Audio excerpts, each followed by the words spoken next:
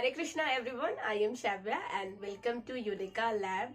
और ये continuation video है। इसका मतलब ये है कि इससे पहले भी बहुत सारे वीडियोस आ चुके हैं इससे रिलेटेड।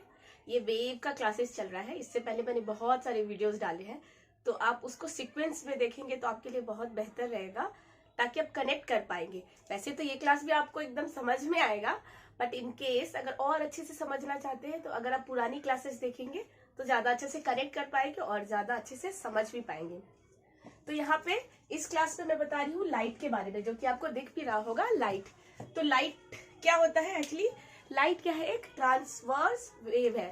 ट्रांसवर्स वेव का मतलब क्या होता है कि doesn't need medium to travel, मतलब इसको कोई भी टाइप का मीडियम नहीं चाहिए ट्रेवल करने के लिए। ये वैक्यूम में भी ट्रेवल कर सकता है। और ट्रांसवर्स वेव और लॉन्गिट्यूडनल वेव, ये दो टाइप के वेव्स होते हैं। और लॉन्गिट्यूडनल वेव मैंने पहले बताया था कि क्या है, साउंड वेव एग्जांपल है। साउंड को आप लॉन्ग से कनेक्ट कर सकते हो। Sound, long. लॉन्ग क्या होता है एक्चुअली? बहुत फेमिलियर नेम है ना, बहुत जाना पहचाना, बहुत यूज करते हैं, तो आप ऐसे याद कर सकते हो। साउंड मतलब लॉन्ग, साउंड मतलब लॉन्ग। और उसके बाद क्या हो गया? लाइट है। तो लाइट क्या हो गया? ट्रांसवर्स वेव है। और ट्रांसवर्स वेव मतलब कि क्या होता है कि वो जो wave movement of particles perpendicular to the direction of wave, मतलब वेव और पार्टिकल्स का जो मूवमेंट होता है वो एक दूसरे के परपेंडिकुलर होता है। और लॉन्गिट्यूडनल में क्या होता है? वो पैरेलल होता है। तो यही मेन डिफरेंस है, ये परपेंडिकुलर होता है और वो क्या होता है? पैरेलल होता है। तो आप इस चीज को भी थोड़ा ध्यान में रखेंगे। बहुत डिफिकल्ट नहीं है, आप एक दो बार पुराना क्लासेस देखेंगे तो आप कनेक्ट कर पाएंगे, इजीली कनेक्ट कर पाएंगे। तो क्या है? ये ट्रांसवर्स वेव है। ट्रांसवर्स वेव मतलब सीधा सीधा ट्रांसवर्स वेव मतलब कि परपेंडिकुलर होता है। क्या परपेंडिकुलर होता है? तो जो वेव का मूवमेंट है और पार्टिकल का मूवमेंट है वो एक दूसरे पे क्या होता है? परपेंडिकुलर होता है। और ये क्या है? इलेक्ट्रोमैग्नेटिक रेडिएशन भी इसको कहते हैं, जो कि आपको यहाँ पे दिख रहा होगा, इलेक्ट्रोमैग्नेटिक रेडिएशन। और लाइट को हम लोग एज अ कम्युनिकेशन के टाइप में भी यूज करते हैं। अब लाइट को हम लोग कम्युनिकेशन में कैसे यूज करते हैं? तो जैसे कि आप देखें, लाइट जैसे साउंड को क्या होता है? कम्युनिकेशन के लिए यूज होता है। हम लोग क्या करते हैं? बातचीत करने का काम करते हैं।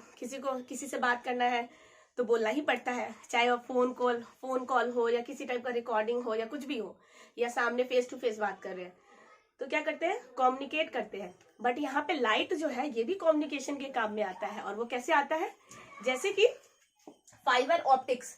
आजकल आप बहुत ज्यादा सुन रहे होंगे, टेक्नोलॉजी इतना ज्यादा एडवांस हो गया है कि अभी क्या आ गया है? 5G आ गया है। 5G, जी क्या होता है? जी फॉर जनरेशन। तो मतलब कि 5G आ चुका है। और 5G आपको पता है क्या? ये फाइबर के थ्रू जाता है। फाइबर मतलब जो मिट्टी है, धरती माँ जो है, उसके अंदर से खुदाई करके पाइपलाइन जाता है। और पाइपलाइन में क्या होते हैं? वायर्स होते हैं, तार होते हैं। ठीक है, ये वायर्स होता है। इस वायर्स में पतले पतले पतले पतले पतले क्या होते हैं? बहुत पतले पतले वायर्स होते हैं। उस वायर्स के थ्रू किसके फॉर्म में? लाइट रोशनी के फॉर्म में क्या करता है? ट्रेवल करता है, वेव्स ट्रेवल करता है। जो 5G का बेस्ट एग्जांपल है, आप इससे कनेक्ट कर सकते हैं। 5G जो अभी हर घर, जो गवर्नमेंट का स्कीम भी है क्या, कि हर गांव हर घर क्या करना है? फाइबर पहुंचाना है। मतलब कि हर लोग क्या कर सके? नेटवर्क को एक्सेस कर सके, मतलब इंटरनेट को यूज कर सके। ऐसा नहीं है कि इंटरनेट को रील वगैरह बनाने के लिए यूज करना है, ऑफ कोर्स नॉट, रील बनाने के लिए नहीं, ताकि वो क्या कर सके? कंट्री के डेवलपमेंट में डायरेक्टली या इनडायरेक्टली पार्टिसिपेट कर सके। अब वो होगा कैसे? जैसे कि अगर आपके पास इंटरनेट का फैसिलिटी होगा, आपके घर में इंटरनेट होगा, तो आप गवर्नमेंट के जितने भी स्कीम्स होते हैं उसको इजीली एक्सेस कर पाएंगे, उसके बारे में पता कर पाएंगे। किसी टाइप का ट्रांजैक्शन है, यूपीआई हो गया, भीम हो गया, आपको पेमेंट करना है तो आपको कैश कैरी नहीं करना पड़ेगा। तो हालांकि ऐसे भी आ गया है टेक्निक्स जिसमें क्या है, इंटरनेट की आवश्यकता भी नहीं होती है और तब भी आप पेमेंट कर सकते हैं। हालांकि ये बहुत लंबा टॉपिक हो जाएगा, तो मैं किसी और नेक्स्ट क्लास में बताऊंगी। अभी आप कनेक्ट कर पा रहे होंगे कि फाइबर ऑप्टिक्स में भी कैसे लाइट ट्रेवल करता है और ये कैसे कम्युनिकेट करने के काम में आता है। नेक्स्ट लिखा हुआ है स्पीड ऑफ लाइट। तो लाइट का स्पीड क्या होता है? तो आपको पता है ये स्पीड ऑफ लाइट को क्या मीडियम नहीं चाहिए ट्रेवल करने के लिए, तो ये वैक्यूम में भी ट्रेवल कर सकता है। तो वैक्यूम में ट्रेवल करता है तो इसका स्पीड क्या होता है? 3 × 10⁸ मीटर पर सेकेंड। 3 है, 3 × 10⁸ मीटर पर सेकेंड। ये वैक्यूम में है। वैक्यूम, क्योंकि लाइट को मीडियम में चाहिए तो वैक्यूम में इसका स्पीड यही होता है। और ये इंक्रीजेस करता है, ये जो ऐसे एरो है इसका मतलब होता है डिक्रीज। इंक्रीज ऐसे हो गया, ठीक है, और ये डिक्रीज हो गया, ठीक है। तो ये decreases as density of medium increases. अगर डिक्रीज करता है जब डेंसिटी ऑफ मीडियम क्या हो जाता है, इंक्रीज हो जाता है। अगर डेंसिटी आप किसी मीडियम का बढ़ा देते हैं तो ये डिक्रीज कर जाता है। और इसको कैसे कनेक्ट करेंगे, तो इसको कनेक्ट करेंगे सॉलिड में क्या होता है, डेंसिटी बहुत कॉम्पैक्ट होता है, पार्टिकल्स बहुत क्लोज होते हैं, बहुत आपस में जुड़े होते हैं। तो क्या हो गया, डेंसिटी बहुत कॉम्पैक्ट है, डेंसिटी बहुत ज्यादा है। इसका मतलब सॉलिड में क्या करेगा, सबसे लेस ट्रेवल करेगा लाइट। और सबसे कम डेंसिटी किसका होता है, तो गैसेस का होता है। तो इसका मतलब कि गैसेस में लाइट सबसे ज्यादा ट्रेवल करता है। मतलब स्पीड लाइट का बहुत ज्यादा होता है गैस में, फिर लिक्विड में, और फिर सॉलिड में। तो आप ऐसे भी याद कर सकते हैं कि सॉलिड, लिक्विड और गैस, ये क्या है, स्पीड ऑफ लाइट। ये स्पीड ऑफ लाइट है, ठीक है। तो सबसे ज्यादा गैस में, फिर लिक्विड में, सॉलिड में। डेंसिटी सबसे ज्यादा सॉलिड का होता है, तो कम, डिक्रीज कर जाएगा। लिखा हुआ है decreases as density of medium increases, ये इंक्रीजेज है, ठीक है। तो आप इसको कनेक्ट कर पा रहे होंगे बहुत इजीली। और लाइट, आपको ये क्वेश्चन बहुत बार पूछा जाता है, इनफैक्ट सारे कॉम्पिटेटिव एग्जाम में पूछा जाता है कि सन से जो रोशनी आती है, लाइट आती है अर्थ पे, उसे कितना टाइम लगता है ट्रेवल करने में। तो उसे लगता है 8 मिनट 19 सेकेंड, 8 मिनट 19 सेकेंड। आप 19 सेकेंड को भी याद कर लेंगे, क्योंकि आजकल एग्जाम इतना लेवल का पूछ रहा है कि एक एक ऐसे ऑप्शंस रहते हैं। 8 minute 18 seconds, 8 minute 20 second, 8 minute 19 seconds. तो आप कंफ्यूज कर सकते हैं, इसलिए आप इसको बहुत अच्छी तरीके से क्या कर लेंगे, याद कर लेंगे। ये तो हो गया सन से अर्थ पे रोशनी, लाइट को ट्रेवल करने में कितना टाइम लगे, 8 मिनट और 19 सेकेंड। और मून, चंद्रमा से भी तो रोशनी आती है, आपको दिखता ही होगा रात में, जो चंदा मामा हम लोग देखते हैं, करवा चौथ का व्रत होता है, ठीक है। तो मून टू अर्थ तो कितना टाइम लग जाता है, 1 मिनट 28 सेकेंड।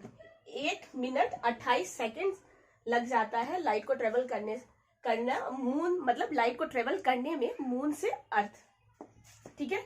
और देख लेते हैं और क्या है। वाटर का जो होता है डेंसिटी, मतलब वाटर, पानी में लाइट का ट्रेवल करने का क्या डेंसिटी होता है, स्पीड क्या होता है, तो वो होता है 0.75 सी। और सी क्या होता है, यहाँ पे सी जो है वो रिफ्रैक्टिव इंडेक्स है। सी है रिफ्रैक्टिव इंडेक्स, ठीक है। तो इसमें बहुत ज्यादा डिटेल में नहीं जाएंगे, आप सिंपली याद रखिए कि C stand for refractive index. और रिफ्रैक्टिव इंडेक्स कैसे निकालते हैं, ये होता है ratio of the speed of the light in medium to the ratio of the speed of the light in vacuum. मतलब कि वाटर में लाइट का स्पीड कितना है, वाटर में लाइट का स्पीड कितना है, और लाइट का स्पीड वैक्यूम में कितना है। तो इसको कैलकुलेट करेंगे तो ये आ जाएगा 0.75 सी में कैलकुलेट करते हैं, जो कि रिफ्रैक्टिव इंडेक्स होता है, और ये 0.75 है। वैक्यूम में जो स्पीड होता है लाइट का वो होता है 1, ठीक है। तो वाटर का आप सिंपली याद कर सकते हैं 0.75 सी होता है। और वैसे ही ग्लास के लिए भी लिखा हुआ है, जो कि है 0.67। तो सी क्या स्टैंड करता है, रिफ्रैक्टिव इंडेक्स को, जो कि होता है speed of light in a medium. तो यहाँ मीडियम क्या है, ग्लास है, ग्लास में लाइट ट्रेवल कर रहा है, to the speed of the light in vacuum, मतलब वैक्यूम में स्पीड का क्या लाइट है, रेशियो होता है, ठीक है। ये तो 0.67 इन केस अगर ये एग्जाम में पूछ लिया जाता है, इसीलिए आप इसको याद कर लेंगे। Next, properties of light. Light का क्या क्या प्रॉपर्टीज है उसको देख लेते हैं। तो सबसे पहले तो रिफ्लेक्शन है, कि लाइट में क्या होता है प्रॉपर्टी, एक रिफ्लेक्शन का होता है। तो रिफ्लेक्शन क्या होता है, मैं इसको थोड़ा मिटा देती हूँ, जगह ही नहीं है मेरे बोर्ड पे। तो रिफ्लेक्शन आपको पता है, जैसे ये है एक सरफेस है, ठीक है, ये लाइट इंसिडेंट किया, ये नॉर्मल और ये रिफ्रैक्टिव, ये रिफ्लेक्टेड, ये इंसिडेंट रे, ये रिफ्लेक्टेड रे। तो रिफ्लेक्शन क्या करता है, लाइट किसी भी स्मूथ सरफेस पे जब पड़ता है तो उसे क्या करता है, रिफ्लेक्ट करता है, तभी हमें जाके कोई ऑब्जेक्ट दिखाई देता है। हमें कोई भी चीज क्यों दिखाई देता है, क्योंकि रोशनी उस पर क्या होता है, गिरता है, उसके बाद वो रिफ्लेक्ट करता है, और जो रिफ्लेक्ट करता है तो वो ऑब्जेक्ट क्या हो जाता है, विजिबल हो जाता है, दिखाई देने लगता है। तो ये रिफ्लेक्शन में क्या है कि मोर ऑन स्मूथ, अगर कोई स्मूथ सरफेस है तो रिफ्लेक्शन बहुत ज्यादा होगा, एकदम शाइनी शाइनी होगा। देखते भी होगे शादी ब्याह में, ठीक है शादी ब्याह में होता नहीं है कि बहुतों का थोड़ा ड्रेस बहुत शाइनी होता है, एकदम ऐसे दूर से चमकते रहता है, आंख में भी चुभता है ऐसे ऐसे। और कभी कभी ड्रेसेस वगैरह में भी कांच लगा होता है ना, शीशा आईना, तो वो भी कितना शाइन करता है, तो दूर से ही पता चल जाता है कि बहुत चमक धमक वाला कपड़ा पहनी है, वैसा वाला अब ले सकते हैं। तो क्या कि more on smooth surface than on rough surface, मतलब रफ सरफेस से क्या होता है, कम रिफ्लेक्ट करता है, और स्मूथ अगर सरफेस है बहुत ज्यादा रिफ्लेक्ट करेगा। जैसे आईना, कांच वगैरह देख सकते हैं कितना स्मूथ रहता है, कितना शाइन करता है। हाईली पॉलिश्ड सरफेस रिफ्लेक्ट मोर, वही अगर सरफेस जो है हाईली पॉलिश्ड है, बहुत अच्छे से पॉलिश्ड किया गया है, तो वो भी क्या करेगा, रिफ्लेक्ट बहुत ज्यादा करेगा। उसके बाद क्या है, रिफ्लेक्शन हो गया। उसके बाद है रिफ्रैक्शन। एक्चुअली रिफ्लेक्शन और रिफ्रैक्शन ये दोनों इंपॉर्टेंट टॉपिक है, तो ये मैं नेक्स्ट क्लास में डिटेल में बताऊंगी, इसलिए यहाँ पे थोड़ा बहुत ओवरव्यू दे रही हूँ आपको कि थोड़ा बहुत आइडिया हो जाए। तो रिफ्रैक्शन अब देख लेते हैं। रिफ्रैक्शन के लिए क्या होता है, मीडियम चेंज हो जाता है, लाइट क्या होगा, एक मीडियम में आएगा दूसरे मीडियम में चला जाएगा, ठीक है। लेकिन रिफ्लेक्शन में क्या होता है, सेम मीडियम होता है, मतलब अगर एयर में ही आया तो एयर में ही क्या होगा, डिस्पर्स हो जाएगा, रिफ्लेक्ट कर जाएगा। लेकिन रिफ्रैक्शन में अगर एयर से आया तो वो दूसरा मीडियम में जाएगा, या तो आप गैस ले लो, सॉलिड ले लो, वाटर ले लो, कुछ भी ले लो, लेकिन मीडियम क्या होता है, चेंज हो जाता है रिफ्रैक्शन में। रिफ्लेक्शन में मीडियम चेंज नहीं होता है। हाईली पॉलिश्ड तो क्या हो गया, change in direction of light with change in medium, क्या होता है, मीडियम चेंज होगा तो रिफ्लेक्शन ऑफ लाइट भी चेंज हो जाता है। जैसे कि क्या होता है, रिफ्लेक्शन का एक बहुत इंपॉर्टेंट टॉपिक, इंपॉर्टेंट पॉइंट है, वो क्या है, जैसे कि अगर कोई मीडियम, जैसे ये मान के चलिए ये रेयर मीडियम है, आर से डोनेट कर रहे हैं, रेयरर मतलब इसका रिफ्रैक्टिव इंडेक्स कम है, और ये हो गया डेंसर, मतलब इसका रिफ्रैक्टिव इंडेक्स ज्यादा है। ये लाइट आया, ठीक है, ये हमने नॉर्मल ड्रॉ किया, नॉर्मल, ये इंसिडेंट रे, अगर ये रेयरर है तो डेंसर में जाएगा तो नॉर्मल से, नॉर्मल के पास बेंड कर जाएगा, मतलब नॉर्मल के साइड झुक जाएगा, ठीक है, झुक जाएगा। लेकिन यही अगर ऑपोजिट हो जाए, जैसे कि ये नॉर्मल है, ये इंसिडेंट है, ये डेंसर मीडियम है, ये रेयरर मीडियम है, तो क्या होगा, ये ऐसे क्या हो जाएगा, ये हो गया इंसिडेंट, ये हो गया रिफ्रैक्टेड, तो क्या हो गया, डेंसर से रेयरर है तो ये नॉर्मल से अवे दूर जाएगा, रेयरर से डेंसर है तो ये नॉर्मल के साइड मुड़ेगा, झुकेगा, उसके साइड अट्रैक्ट होगा। लेकिन जब डेंसर से रेयरर जाएगा तो वो क्या हो गया, नॉर्मल से भागेगा, दूर भागेगा, ठीक है, आप इसको याद रखेंगे। तो ये इंपॉर्टेंट पॉइंट है, किसका, रिफ्रैक्शन का इंपॉर्टेंट पॉइंट है, वही लिखा हुआ है।